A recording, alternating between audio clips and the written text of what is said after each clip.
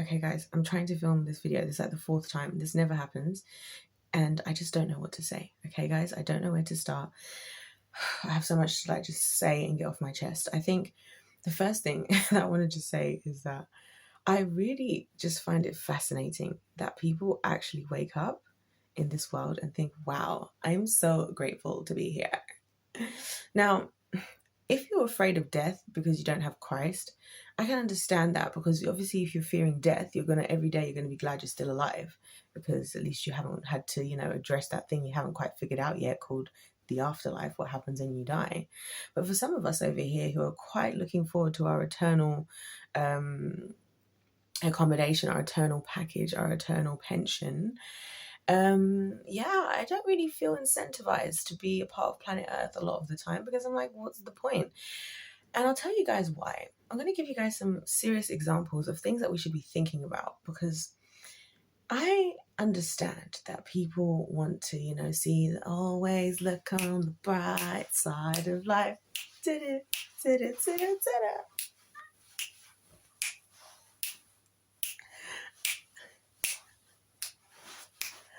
Isn't it just great here? Isn't it just amazing? Isn't this just your favorite place? Let's talk about Diddy. I want to talk about Diddy Dirty Money, right? Because recently he had this whole thing come out about Cassie, and everyone's like, oh no, we need to stop Diddy. We need to boycott. We need to this, that. I'm like, just shut up, everyone. Shut up. Because you're going to do the same thing you always do. How long have we been talking about Diddy? I have been talking about Diddy for years on this channel. People have been talking about Diddy for years. In fact, I even mentioned him in one of my recent videos before this whole scandal even blew up. And now everybody all of a sudden becomes these good people that want to support the justice. Like, shut up. Because you're just going to make a big kerfuffle about it today. You're going to make a big kerfuffle about it for about a week, maybe a couple of weeks, and then you're going to forget again. And then this heinous, disgusting, abusive, predatorial creature is going to continue to roam the earth finding victims, while the poor victims have to keep dealing with the stuff that they've been through, deal with the fact that they're being unheard, unseen, and are having a lack of justice. And potentially even being repeatedly abused, potentially being tried to be killed or put on medication so that they don't speak up. Yeah. So sorry if I don't think waking up on planet Earth is the most amazing place to live. Because I can relate to that. I can relate to that story. You mean people where there's a situation where there's a heinous people walking around pridefully under the admiration and the appreciation of others. Meanwhile, behind the scenes, they're monsters.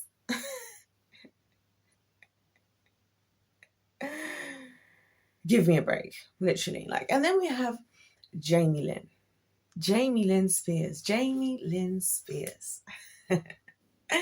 And yet another audacious monster who is currently on I'm a Celebrity, Get Me Out of Here, a show in the United Kingdom, by the way, guys. If you don't know about it, it's a show that we have in the UK where a bunch of celebrities get thrown into the jungle somewhere, usually in Australia. They have to camp, they have to do all these crazy trials and stuff. They put together a bunch of celebrities. It's quite interesting. This year's cast has been rather interesting, might I add, because we've got the likes of Jamie Lynn, God knows where she came from, all the way to that girl from EastEnders, all the way to an ex-JLS member, all the way to Nigel Farage. We've got a whole bunch of interesting folks in there this year. But now we have Jamie Lynn, and Jamie Lynn has the absolute cheek and audacity to be lying through her teeth to this whole cast about how, like, yeah, I was always there for my sister, and I was just like, God, why do these people get away with this? Like, why do they get away with this? And I know these characters so well. They are charismatic. They are convincing in their lives. And you know why? Because people don't know any better. People who are meeting, I'm watching people listening to commenting on Jamie Lynn. And you can tell they don't know anything. They don't know anything because they're like, yeah, you can tell, like, she's talking about her sister and da-da-da. Jamie Lynn hates her sister. It's so difficult to miss it. Jamie Lynn hates her sister. Jamie Lynn, guys, if you want to know what really happened, I have a whole playlist, I think, titled just to Jamie Lynn, and all of the stuff she wrote in her book, trying to, which backfired. It did not age well because she revealed herself to be who she truly was at the end of the day, right? And oh yeah, one of the things she was saying, and I'm a celebrity, guys, get this, get this. She's all like, I've never taken anything from my sister. I ain't taking nothing from. I was like, excuse me. Like, I swear down, guys. I was like, today, like just now, it's like 2 a.m, right? 2:30. I can't sleep, right? I can't sleep. I was too annoyed. I was like, God, I can't sleep. I'm too annoyed. Like, I'm annoyed. I'm too annoyed to sleep. Like, it wasn't even about this that I was annoyed. I was annoyed about my own stuff going on. I was like, God, I was too irritated. Like, I'm too irritated by this. Like, I'm irritated by this. Like, and when I say this, what I'm talking about isn't these two things I just spoke about, but it's the same thing. It's the same story. It's the same old story. These disgusting, demonic, evil, abusive, predatorial, prideful people that walk around the earth with their chests held high and their noses turned up, enjoying looking down upon the rest of their world on their high horse of self-righteousness, right? Tricking and lying through their teeth to gain admiration, or as a facade, because in reality, you're a monster. You are a monster. Jamie Lynn, Diddy, you're monsters. You guys are monsters. Like, and it's crazy to me how this is the world we live in, guys. I don't know if you recognize that this is the world we actually live in. We live in a world that protects monsters. That's the world we live in. That's why I don't like this planet, because we actually live in a world that protects monsters. We live in a world that will find an easier way to justify. So people will still look up to someone like the Pope. People will still look up to someone like the Pope or the Catholic Church and even call it a church, while these people have, even after we know the history of what a lot of the specifically Catholic Church is a part of, or the Catholic Church, as I like to call modern day form of Baal worship. Okay, and I'm not talking to the people, the very innocent folks who are attending Catholic churches because they love God. I'm talking about the people in control of the institution who know exactly what the hell they're doing. Yeah, these are the protected folks, right? We'll protect all these folks, right? I had a conversation with a man the other day, not the other day, a couple of weeks ago, and it really ticked me off. It really ticked me off, right? Because he was like, we were talking about JP Morgan Chase, which you guys all know. I've done videos about how one of the execs from JP Morgan Chase, who got arrested, well, he was supposed to get arrested. He got found emails of him emailing Jeffrey Epstein while Epstein is in prison, talking about, hey, Epstein, so sad that I can't be here at you're not here with me on your island. I love it here. I'm enjoying it. Can't wait to give you a big hug when I next see you. Just wanted to let you know that I'd like to order Snow White and Cinderella, because yes, guys, the Jeffrey Epstein and all these people and this JP Morgan Chase executive and all these guys were ordering young women, underage women, utilizing Disney character names as their code names. And so when I'm talking about this with a grown man who has children, and I'm telling him that I could never work for a company for like JP Morgan Chase, and then he says to me, well, why are you punishing a son for his father's mistakes? Guys, let's talk about another thing.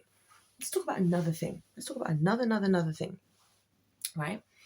We have a situation where let's talk about R. Kelly versus Chris Brown. R. Kelly versus Chris Brown, right? We have R. Kelly, really popular artist, right? At some point. And Chris Brown, also very popular artist at some point. Chris Brown, when he was quite young, people like he's going to be the next Michael Jackson. He even did an MJ tribute. La la la. We love him. And we love ourselves some R. Kelly. Okay, cool. Then they both get involved in less than acceptable behavior.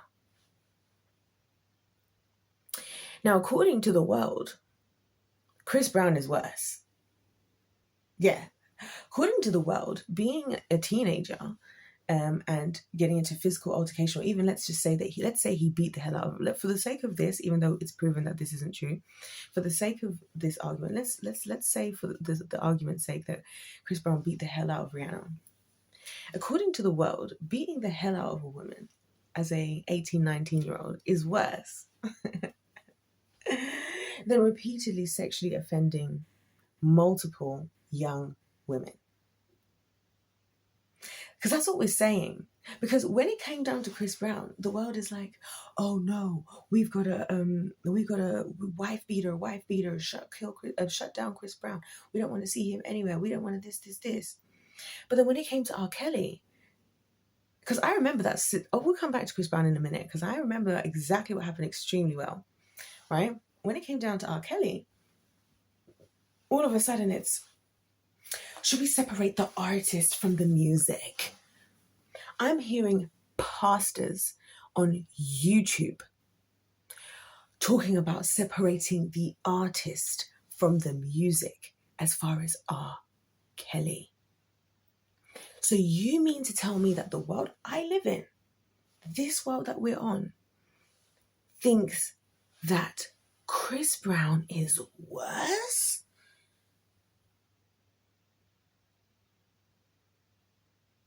You know what?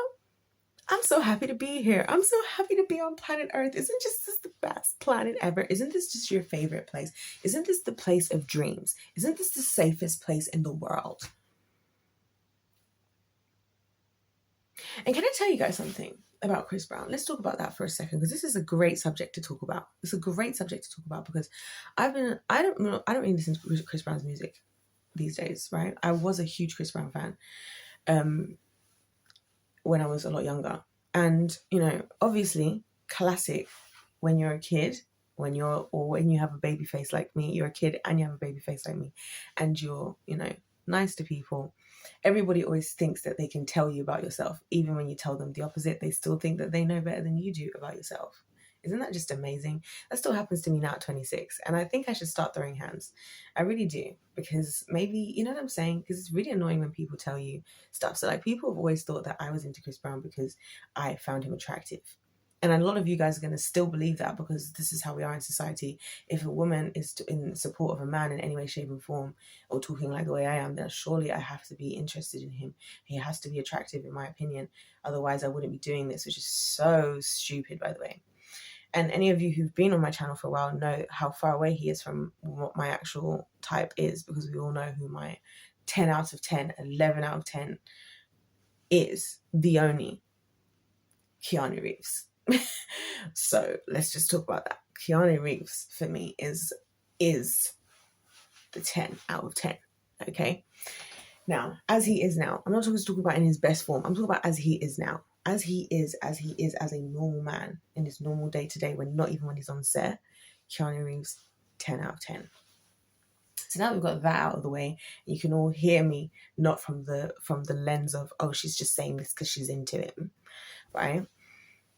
I remember as a kid, right? So he started making music when he was about 16. 17, he released his first album.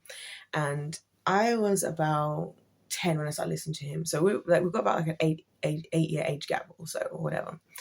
Now, with Chris Brown, I related to him a lot in his music. That's why I used to listen to him so much, because I found his music extremely relatable. And he talked about a lot of things that I was going through. You know what I'm saying? And to this day, I still relate to him, actually, for the exact reasons I'm about to say.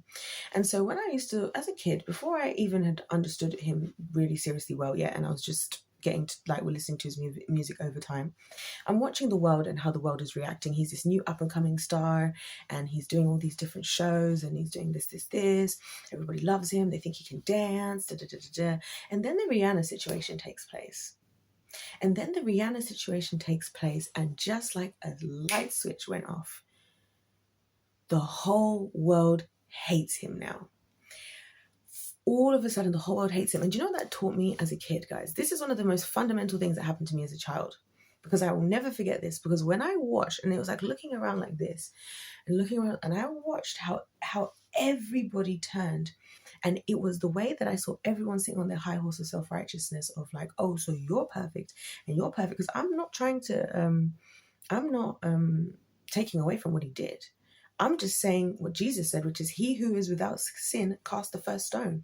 Because that's when I realized that I live in a hypocritical world. That's when I realized I live in a fickle world at like 11, 12 years old. And my trust for the world left at that point already. I'd already had reasons why my trust for the world was already leaving before then. Before even then. But by that point, I was done. I was like, if this is how quickly people will turn on you, if this is how fast it can go from having all these people supporting you to them being away, if this is how quickly people can turn pridefully and judge you for what you did as if they're perfect themselves. Because I'm like, hey, look, if you mean to tell me you've never done anything that you're embarrassed of, or you've never been the villain in anybody's story, then by all means, go ahead. And I promise you guys that story affected me for life until now, because I've been thinking about it a lot now recently. And I thought, why have I been thinking about this Chris Brown thing so much? And I've been thinking about it less so because I think people, it's not because I think people should automatically forgive him. That's not why. It's because I've been thinking about how people treat somebody like him versus R. Kelly. So we have Chris Brown in an incident does something that should not have been done, right? Which has come out what has really happened. I've talked about it. If you guys want to figure out the actual details, go check out my videos about Chris Brown, okay? But then we have a habitual underage predator.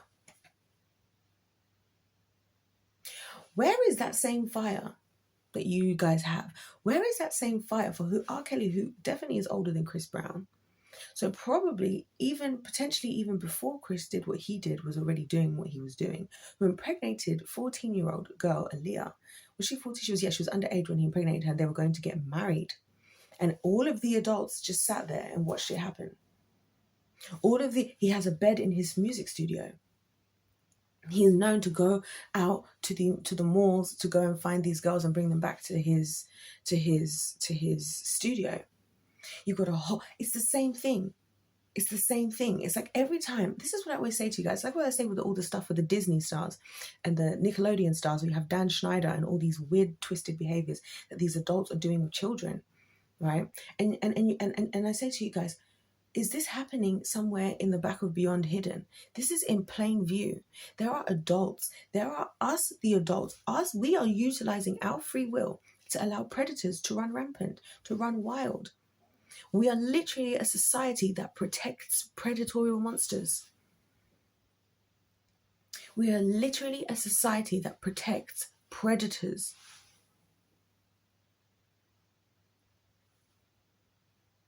Literally. So that's my viewpoint on the world. So that's why I don't think it's necessarily nice to wake up. We're a society that protects predators.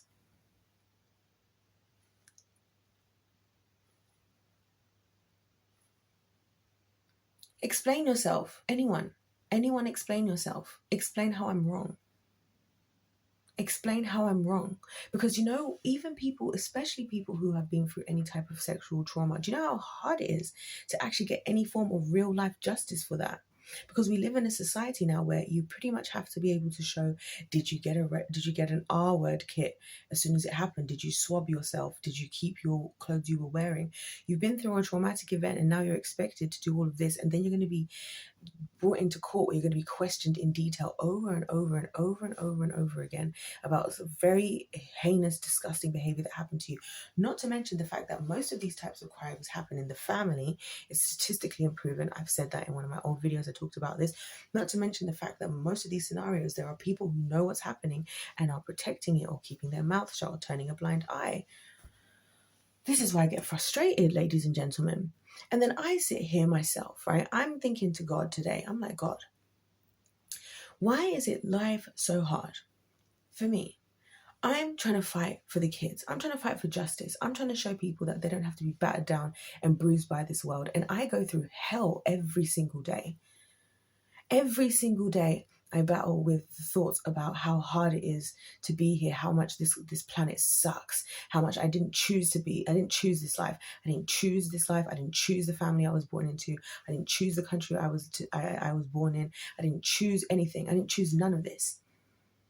Everything that I did choose, I'm happy to be held accountable for. But all these things I didn't choose, that I just have to endure, that I have to overcome. Why? Because I want to bring light and I want to bring purpose and I want to bring power to others so they can overcome people who might be feeling like how I felt or how I feel. But then I look at the world and it's like, what's the freaking point? Because the world doesn't care anyway. The world protects monsters. The world protects predators. What am I fighting for? Seriously, what are we fighting for? What am I fighting for? What am I fighting so hard against everything else to do when I'm going to be the only one fighting on the other side anyway?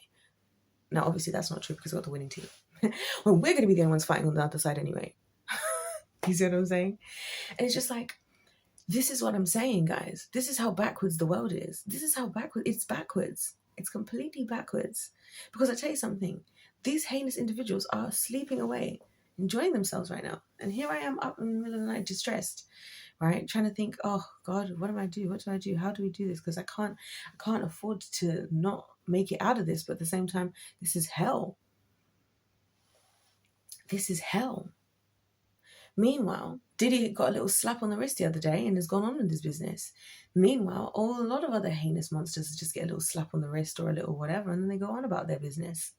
Prince Andrew, oh, who remembers Prince Andrew? That was another great one, wasn't it? Yeah, we look at that, another story that's come and gone and forgotten. Don't we just love it here on planet Earth? Isn't this just amazing? Like, isn't this just amazing? Isn't this just like the best place ever? Oh gosh, guys, I don't know, guys. God is gonna have to do something, because I don't care. Like, I really don't care anymore. I physically don't care. Like, I physically do not care. Like, I don't care anymore. Like, I don't care. I don't care about the world. I care about the people that I've highlighted before, the children, people with a winning mindset, and people who need help and know they need help. That's it. I don't care about anybody else. I don't care about anybody else. I don't care about anybody else.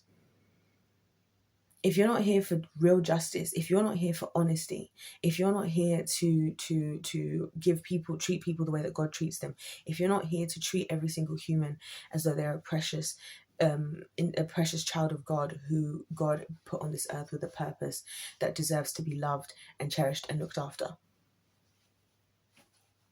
If you're not in that category, I don't care about you. If you're not in that category, get out of my face. Get out of my face. Seriously, like, I can't even, this is why I can't go on social media, because sometimes I'll go onto, I'll think, you know what, Nisha, you're not really good with the socials. Go on Instagram, go on Twitter or X now, and I'll click on it. It'll take 3 seconds and I'll click off, because I'll be immediately irritated. I'll either be immediately irritated by people talking about something that they're passionate about that they're going to give up talking about in about 2 minutes, right? Or people arguing about something that's not even important. People battling. And then we have kids in the world. This is why, guys, I was thinking maybe I should entertain this thought a lot more, because I've thought that maybe I should just focus on going somewhere and adopting all the unwanted children of the world. And like, I would be one of those, you know what I would love to do? Let's fantasize about it right now. This is what I would like to do. I'd like to buy an island. The trouble is, guys, this is the trouble. The trouble is that I love men too much. So I could never say that I want to be an independent woman. Now, the problem is that then I have to find, men of justice, which unfortunately I hate to say it, but I know, thank God actually to the winning team, I know a lot of men of justice. But where are the men of justice as well, by the way? Where are the men of justice? Like, where are the men who, like, because a lot of can I just say something really unpopular? A lot of the men of justice that I've known and that a lot of women have known are men who are criminals.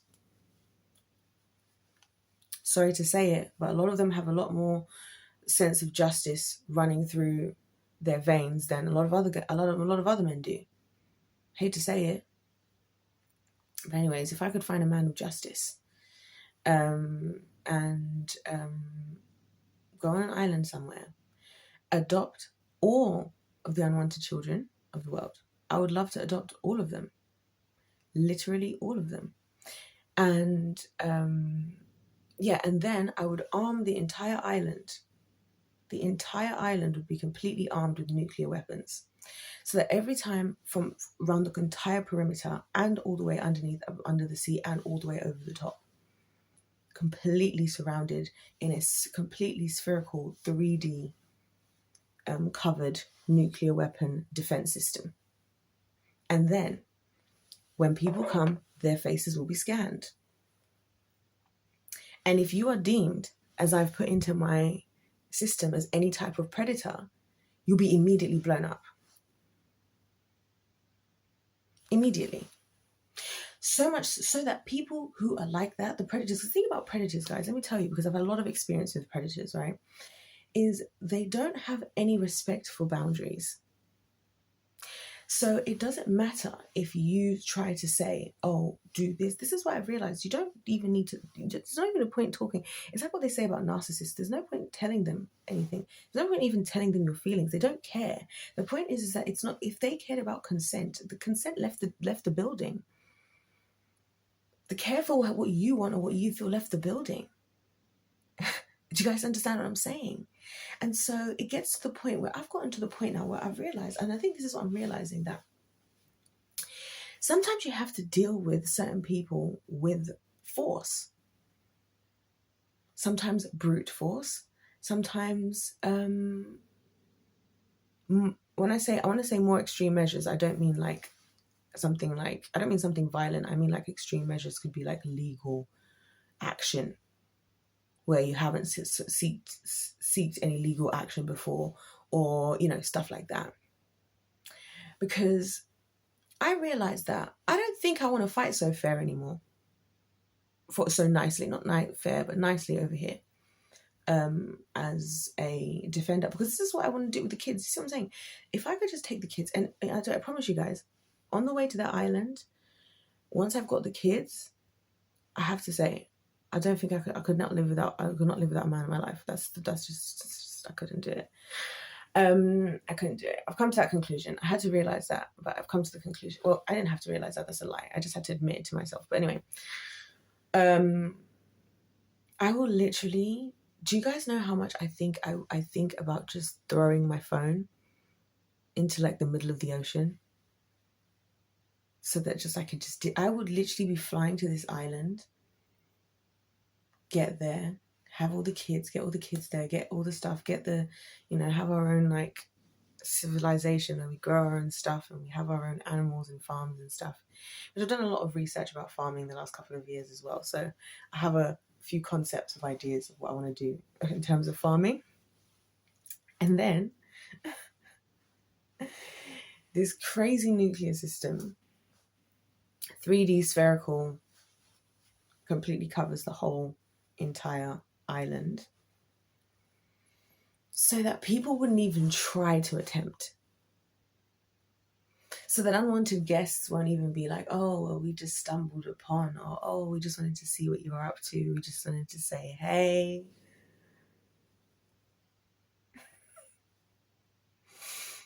All they will see is a missile being launched.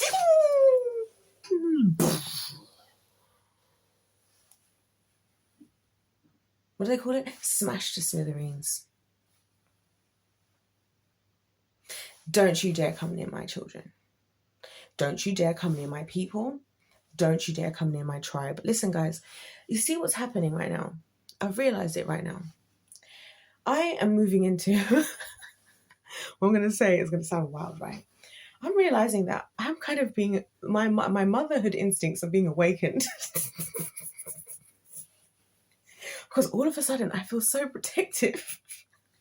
Like, I've always been a very protective person, but all of a sudden, I feel protective on a grand scale. You know what I'm saying? Like, I've always felt protective of kids as a whole. I've always felt protective of, like, just people. But now I feel protective of just all... I feel like I want to protect all people who need protection, like a mother hen. And the problem is, guys, with that... Well, it's not a problem if you're under my protection. The problem is, guys, is I am not afraid to fight when it comes to protection. When it comes to me having to protect something, I'm not afraid to fight. In fact, I will fight so scarily. Guys, I've always said, like, I can't wait one day, and I'm a big enough YouTuber. I really want to do a YouTube boxing match for sure, by the way, guys. That's one of my dreams. Because I've always wanted to be able to get... I'm always saying to God, like, I've always wanted to get into a fight once. I've never been in a fight, right? And I mainly because I just want to see what I'm capable of. But I want to get into a fight. One where I don't have to hold back.